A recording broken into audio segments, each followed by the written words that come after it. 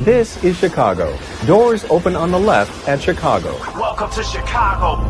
Welcome to Chicago. Welcome to Chicago. This is Chicago. Doors open on the left at Chicago. Welcome to Chicago. Welcome to Chicago. Actually, we are in Forest Park at Casa Humilde Brewery, Cerveceria, and Restaurant. It's well, cheers to that. Definitely cheers to that. We're already getting treated with royalty. Good beer here. This is the TCSF podcast, joined with the Tape Never Lies Network. We got Ivan from Tape Never Lies, and we got Big Steve, former Bear, here in-house. And this is a pregame show for the New York Giants and Chicago Bears. We are at home, and it looks like going to be a cold and windy day at Soldier Field. You could tell us about these conditions. Yes, you know best about them.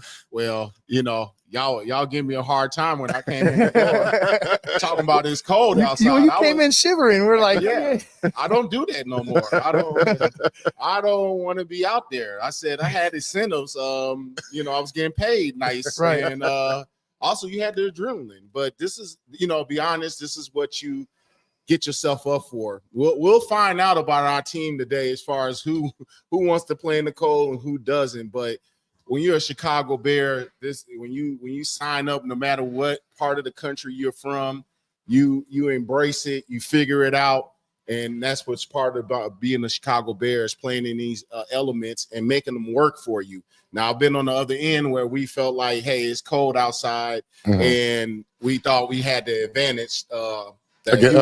Houston Texans game, and they were an expansion team that first year, and we just thought, and it was freezing. It was way worse than this, obviously. But I think we took for granted that the conditions were just going to make them melt, and we didn't take advantage of it, and that's a bad look. But New York is a cold weather team as well. Right. It just comes down to establishing who we are today. We'll talk more about that, but yeah, this is what you play for, man. It's going to be some flurries. You're back at home. You haven't been home in 2 weeks. You let this fan base get you going, and that will warm you up right there. Yeah, Steve, I wanted to talk, and you kind of touched on it where you played the Texans, but also when the Bears played New Orleans in the playoffs, and we're like, oh, it's cold. Don't worry, Drew Brees can't do it in the cold, and he lit us up for like 400 yards. So like, yeah. Again, it's a mindset, and I believe if you're a Chicago Bear, no sleeves, right? Well, no sleeves. And I'm done making fun of Darnell Wright, by the way. Okay. I'm off his case. I've been off Darnell's case for the last 3 or 4 weeks. He's done, and I would like to talk about that a little bit later about how well he's played and progression he's made, but he wears sleeves. Yeah. So I don't know. That used to be a thing amongst the D-line and offensive line where you don't wear sleeves. Now there were certain things that you would do in order to kind of, warm yourself up. Like, now don't get it twisted. Did I have like 3-4 layers on that weren't sleeveless? Yes. And then we used to put like it was like this who was Brandon Iambadagio. He used to tell it was some kind of vitamin E cream. And I don't know if you ever go back and watch Brandon Iambadagio back in the day. His arms used to be glistening. Like I thought it was some old bodybuilding. He was all ripped up. I thought he was just trying to get but he actually put this on, it helped break the layer of cold. Now it didn't last forever, right? But it got you through the first quarter or so. It got you warm while your body was getting adjusted. But they do things like that. But no sleeves was what it was all about, man. You can hide it with a little elbow sleeve to kind of cut a little bit, But I think they're done with that. I don't see guys really committing to that, but we'll see. But Darnell likes to wear his long sleeves, and the way he's playing, he could do what the hell he wants. Right. Keep driving people 10 yards deep. We're good. Right. Ivan, let's talk about the injury report for the Chicago Bears. We got Josh Blackwell, defensive back, out with a concussion. We got TJ Edwards, who had hand surgery and also has a hamstring issue. He's out today. Dominic Robinson also out, and then Jahade Walker, wide receivers, out. Everyone else is looking good to go. Tuni, Obabinga, Odunze, Moore, Monangai, Komet, Roshan Johnson. Will we see a Roshan Johnson side? And that's the question. We were just talking about it. It's inevitable. You know what I'm saying? Hopefully they stick with the power and lightning theme with Lightning and Thunder, with Monangai and with Swift, and just add Roshan in there. Again, Roshan doesn't move the needle for me. He never really has. He's our Patrick Williams. Right, pretty much. That's kind of how I see him, a franchise pillar that's not contributing much to the team. Yeah. But if we're talking about the running game, and that's going to be the focus in my eyes, that's going to be the focus today. That's how you win the game, is relying on that run. Monangai's got to be the feature, right? He's got to be the number one. After what we've seen the past couple of weeks, the ability to hit the hole with speed, with power, vision, and also finishing his run.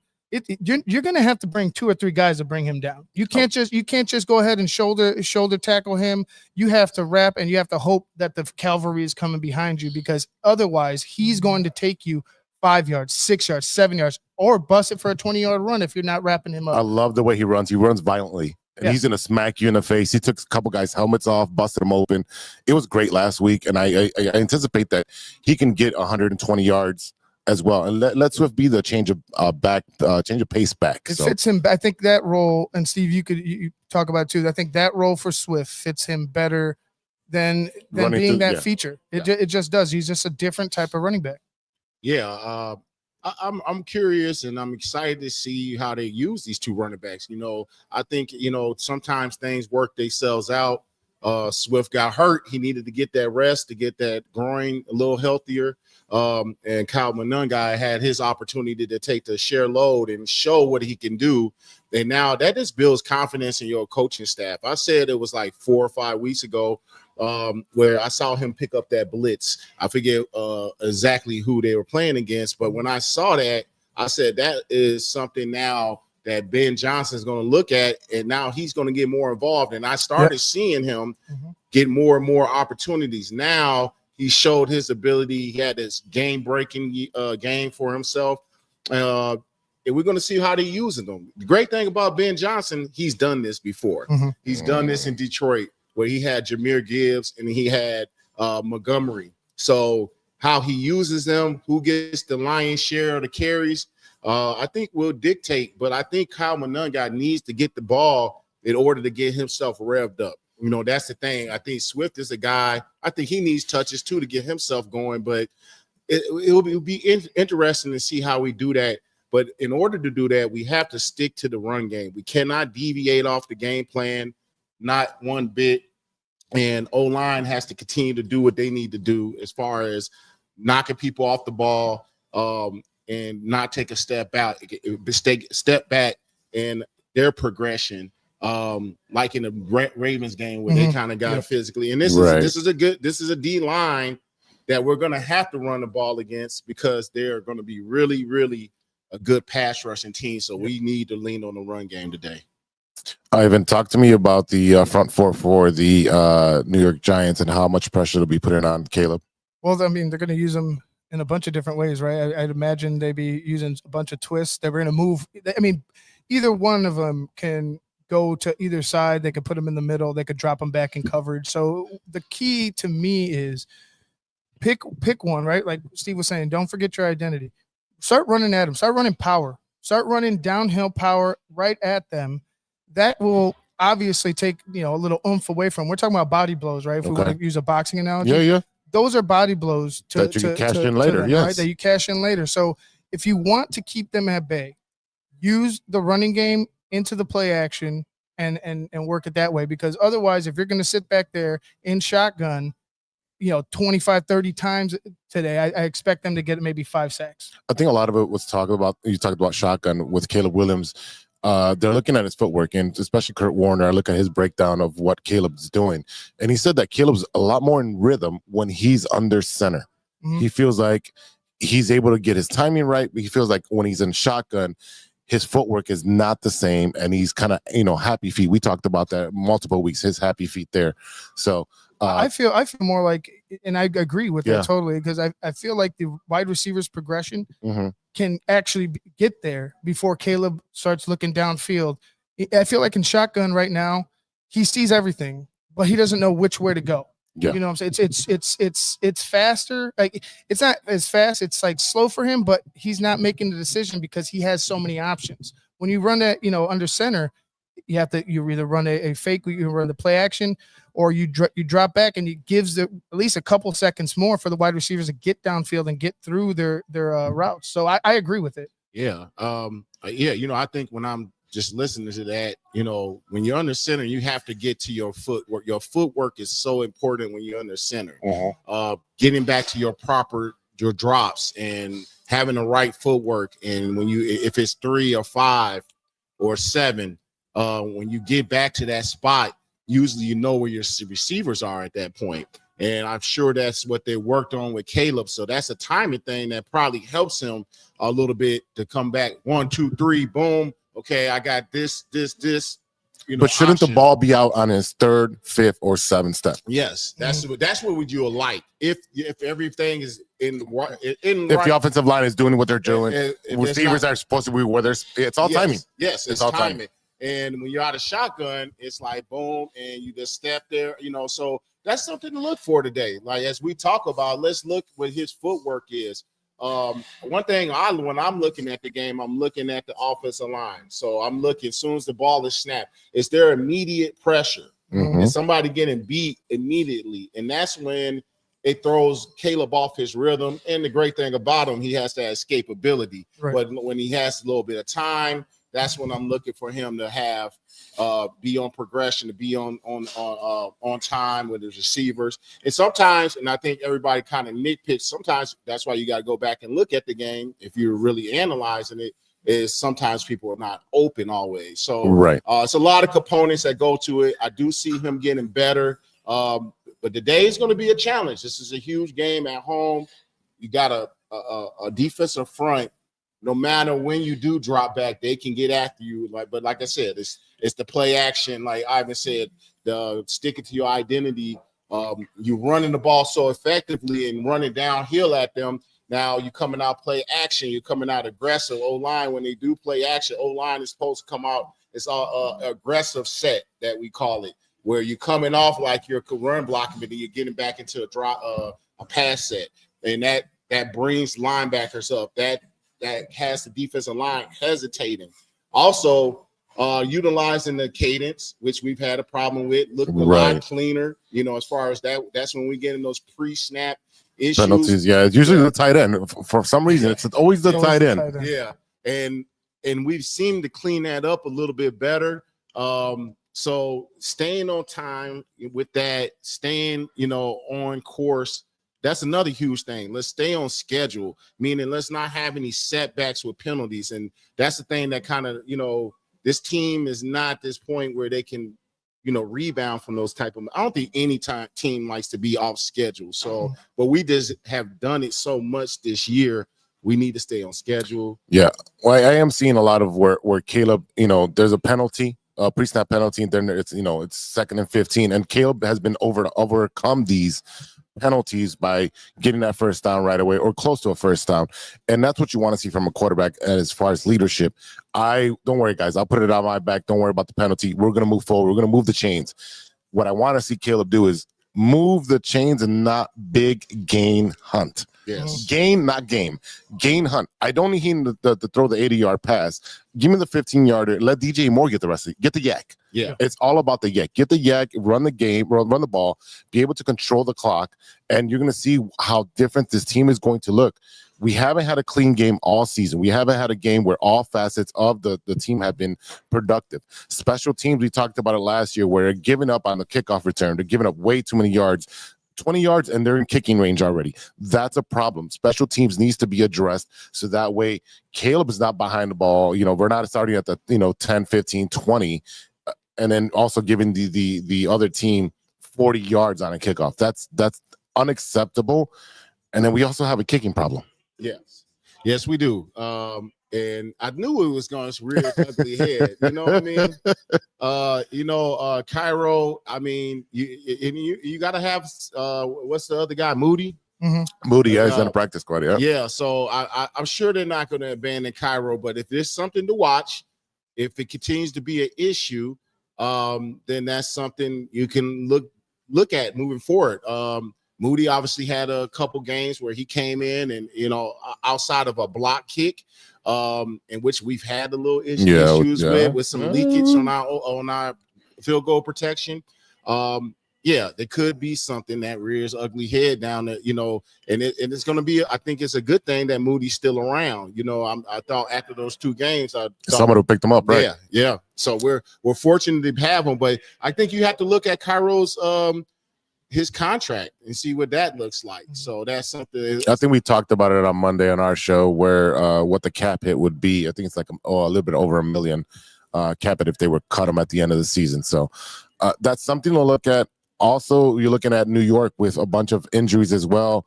Paulson Adebo, the cornerback. We got Bo Collins, the wide receivers out. Victor Dimjuke, linebacker. Jermaine Aluminor, guard. Graham Cano, their kicker's out as well.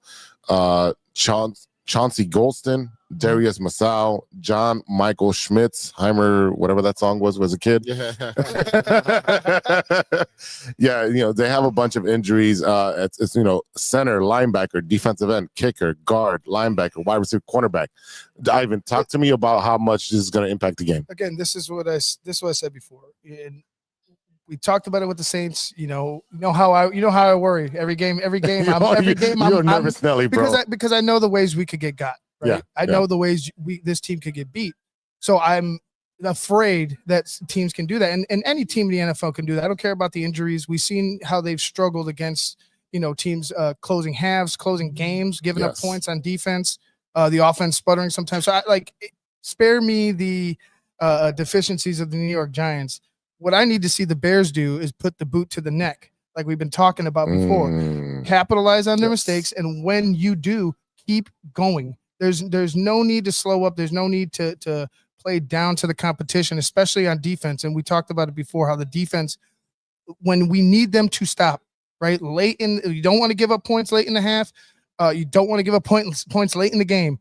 They seem to give up those points. So again, when you get them down, put the boot to the neck and finish them. Yeah, absolutely. I think that's going to be the key. I think it's not real difficult. This is a game that we expect the Bears to win, right? But I'm hoping that defensively we're able to put some confusion on a young quarterback. Playing, he's from Ole Miss, and we got the snow flurries, but our issues are still the same. Can we get to the quarterback? Now we do have Austin Booker coming back into his second game, and we have I can't even begin to start. You know how I am, Ivan, with these names. Yeah. What's the guy we traded for from the we just call him Joe. Joe. What up, Joe? You're in Chicago. What up, Joe? You are in Chicago. Yeah, what up, right. Joe? I will be calling him "What up, Joe" if he get a damn sack. Like, I'm gonna be praising this dude. Hey, that's a new T-shirt idea. What up, Joe? Yeah, if he does something. Yeah, he don't even think he knows. We may have to reach out to him to get a little percentage if he starts the ball. But I think when you look back at that trade, I was, of course, I'm like, we didn't do anything. No, we didn't. But I kind of went back to, okay, that means, and you hear that they did try, and it was some asking prices that they weren't willing to go to, and that's fine because we have so much we have to do to get this team in order. I don't mind keeping our draft picks and building it, but then again, are we trusting Poles to do this? But also, are we trusting Poles to make that trade, which he has not made great trades? He's not. You go back to Sweat. I mean, we needed it, but it hasn't really paid off the way we wanted. So at this point, if there wasn't nothing that made sense, hold our picks, hold fast. I like how we picked up a guy who could pop, who's young enough, and it's excited. So maybe guy can find life here, give us something. I mean, anything is better than what we had. Right. We talked about earlier. I was talking to you guys. The focus needs to be, in my eyes, pass rush and offensive tackle, right? In particular, left tackle. But seeing how this defense has struggled to generate that, I think the focus shifts to my number one focus as far as draft picks and as far as how we attack free agency is finding more pass rush.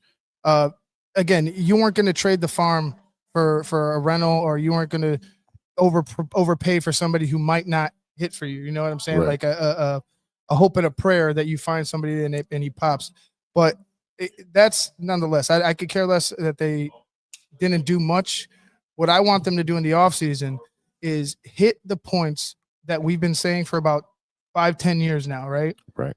Pass rush is an issue, and your offensive line, is in particular, the left tackle is an issue. So you need to address those things.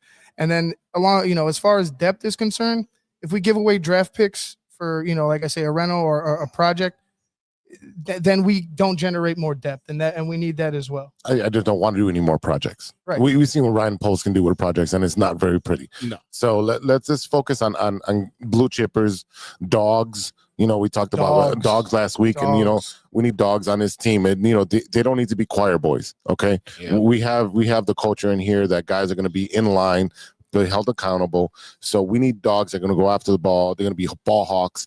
Even if you have the choir boys, you need the dogs and the choir boys to be in harmony. I mean, we're going to keep drafting in Boston College. You just draft. Look, it doesn't matter. Like, to me, the personality, as long as you're not Harvard. out there, as long as you're not out there doing like some crazy type of shit. Go, if you got an attitude, if you had an attitude with your coach before, or if you had an attitude somewhere else before, I don't give a crap. Go. No. If you could play football, you need to be on the Chicago Bears.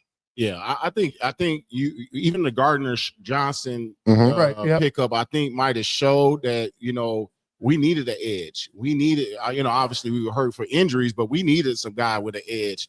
And we have the infrastructure. I think when you think about Jalen Carter back in that draft, and when we hey, we didn't have an infrastructure. It might not have been good for that kid. How is that working out, Mile High? How is Dio working out for us? I mean, he invested, but he invested poorly. So again, somebody saying Dio was no. He just said he addressed pass rush. He's not saying that he's but I'm just saying it hasn't worked out. Of course, you're going to address your needs. Can you address them the right way? Can you hit? And he's not hitting, and that's the thing. Yeah, you can sit there like, oh, I need DM, but then you go get Dio. And that's what you get, and that's what he's done over and over again in different positions. And we're not gonna get into a whole draft talk, but that's where we at, because we know as we start seeing this team develop, they're gonna have to go get the dogs. And you hope Ben Johnson and you coaching staff, like I said, they have a strong coaching staff that I think can handle personalities. Also, they're starting to build a culture of players who can handle players that come in. If you're not fitting the bill and you can't get in line and just play some ball and stay out of trouble, then you're going to find your way out.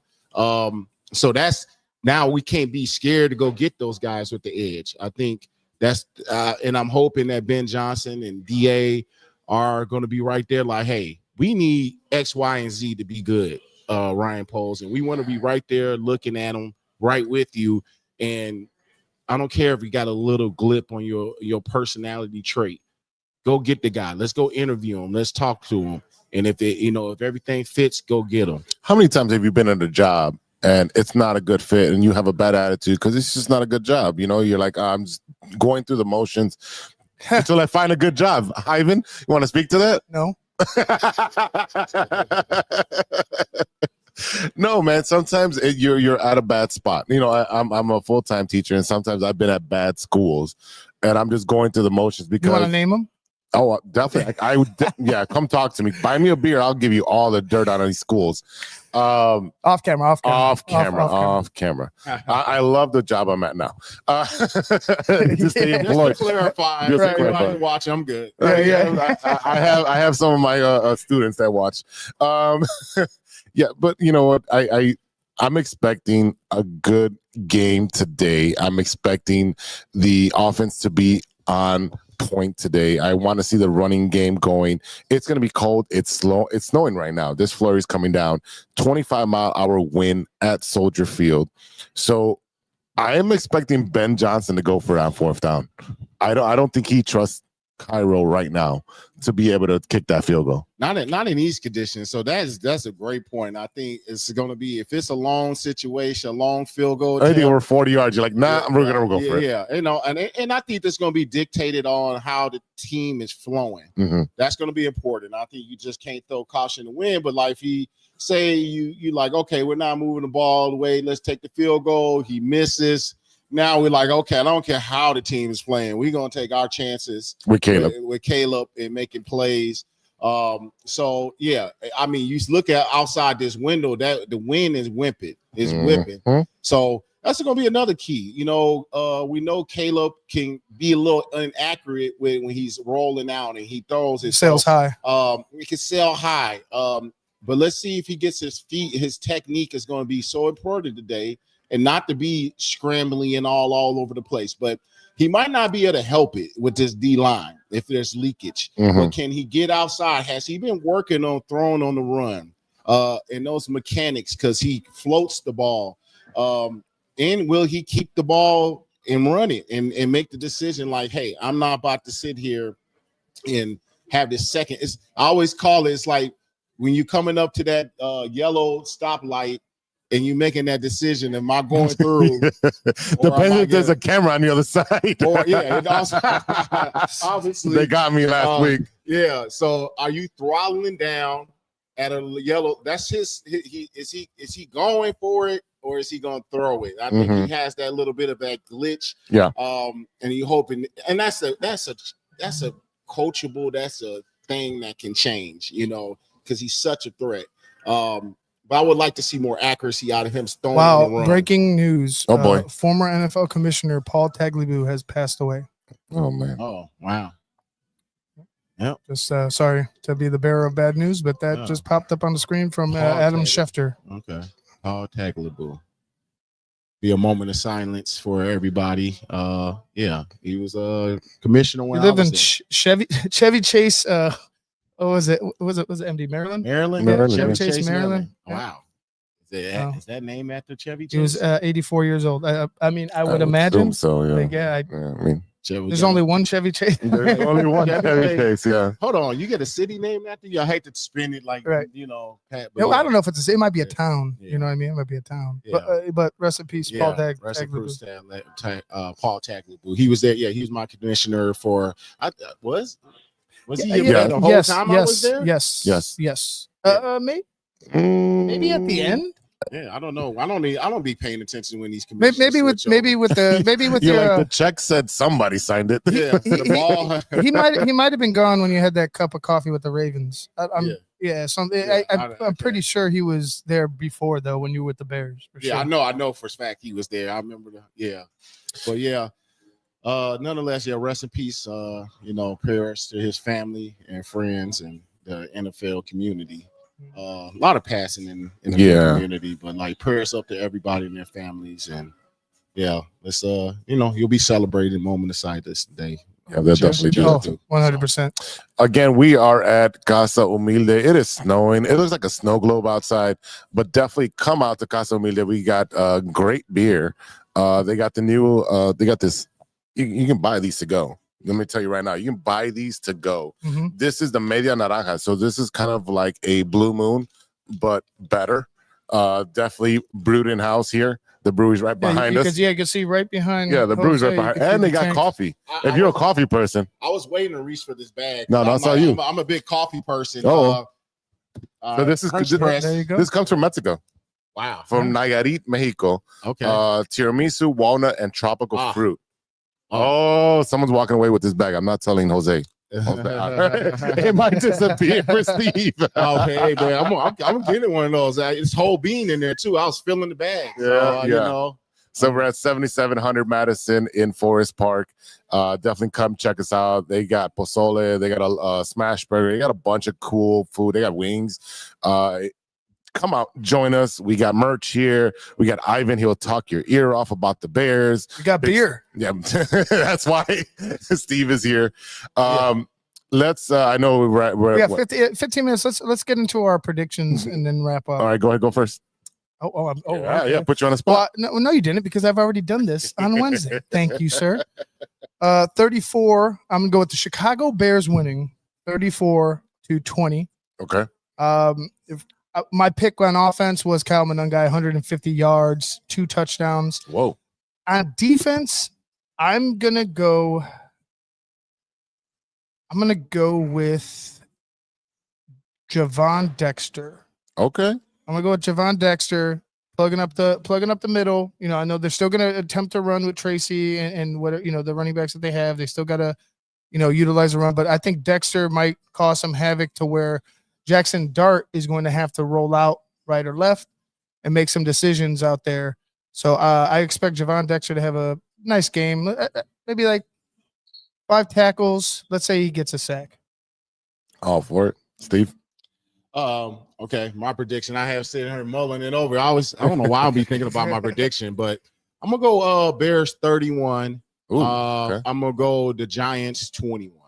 I think it's gonna be early and often a good game. You know, it's gonna be tight. I think the second half, I think we start putting it away, extending. It's only a 10-point lead, but I think we kind of stretch that lead out.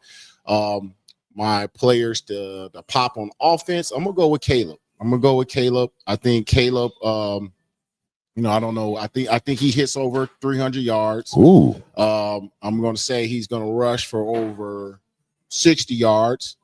And let's say a total of 3 touchdowns, either run and pass. It's gonna be the Caleb game. Caleb game in the snow, and I wouldn't say snow, but in these snow flurries, winds. But you see the wind; it's literally pushing. I'm being risky here, saying 300 yards for Caleb when it could easily be a pound and ground game, and this keep the pressure off of him. But I'm gonna lean on Caleb coming through and. I could just see him in this snow flurry, just Caleb and all the haters, so we'll see. I'm putting good vibes out on that. Defensively, I'm going to go with a combo, and this is cheating, but I'm going to go with a combo of the 2 wiry defensive ends. I'm going to go with Joe. Okay. And I'm going to go with, hey, what's his name for real, man? No, it's like Joe Tron. Joe Tron? It's like, it's Joe. Tron, and the last name is Joe Tron Shonika. There you go. Joe Tron Shonika. Yeah. What up, Joe? What up, Joe? I'm going with what up, Joe, and I'm gonna go with Austin Booker. 2 wiry guys. I just feel like they're with Dart running around. I think we're gonna need the athleticism from those 2 guys, and I feel like those guys are gonna be able to contain them and track them down. So I'm looking for both of them to kind of pop together where they kind of show that, okay, because they're going to be different than what we've had. And I think they're going to show up in this weather. And I think that's where I'm looking to pop, and if those 2 do pop, that's a good sign for the Bears moving forward with the defensive line, as far as like we've gotten a little bit better. Okay. I'm going to go. My first thought is Grady Jarrett, but I want to go Montez Sweat with 2 sacks. Who's winning? Oh, it's the Bears, 30-20. 30-20, a 10-point lead. Again, we'll finish it off in the second half. Just trying to copy my. No. 30-20. I didn't copy your bets. You should have. I should have, right? You've been winning. On offense, I'm looking for Rome to bounce back with having no catches last week. I'm looking for him to have 7 catches this week, and the offense to be rolling with the running game. So it's going to be a good game.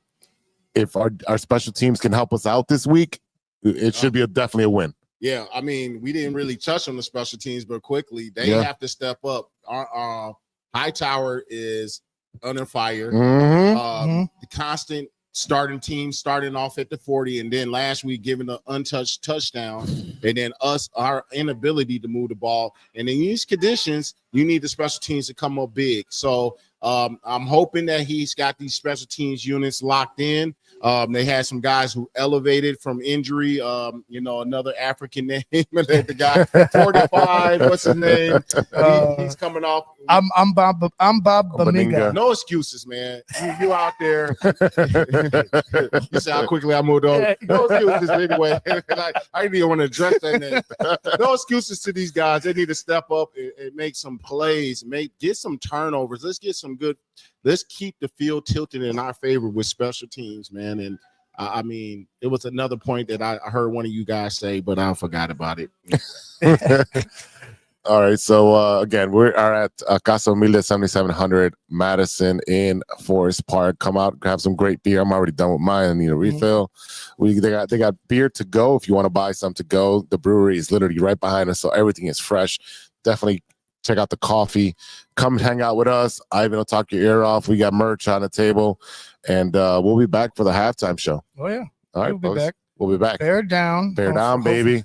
Hopefully, down. hopefully Steve's warms up here. Yeah, you see, I'm all scrunched up here. It's cozy in here. I'm just cold. I just get cold easy, man. This is how times have changed. I'm not the grizzly bear anymore. Nope. Later.